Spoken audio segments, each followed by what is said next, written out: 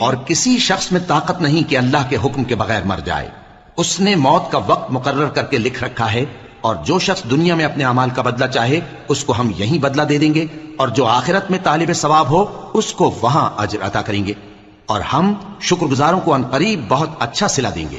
اور بہت سے نبی ہوئے ہیں جن کے ساتھ ہو کر اکثر اہل اللہ دشمنوں سے لڑے ہیں، تو جو مصیبتیں ان پر اللہ کی راہ میں واقع ہوئیں ان کے سبب انہوں نے نہ تو ہمت ہاری اور نہ بزدلی کی، نہ کافروں سے دبے. اور اللہ استقلال رکھنے والوں کو دوست رکھتا ہے. اور اس حالت میں ان کے منہ سے کوئی بات نکلتی تو یہی کہ اے پروردگار، ہمارے گناہ اور زیادتیاں جو ہم اپنے کاموں میں کرتے رہے ہیں معاف فرما، اور ہم کو ثابت قدم رکھ اور کافروں پر فتح عنایت کر. تو اللہ نے ان کو دنیا میں بھی بدلہ دیا اور آخرت میں بھی بہت اچھا بدلہ دے گا. اور اللہ نیکوکاروں کو دوست رکھتا ہے. مومنوں، اگر تم کافروں کا کہا مان لوگے تو وہ تم کو الٹے پاؤں پھیر کر مرتد کر دیں گے.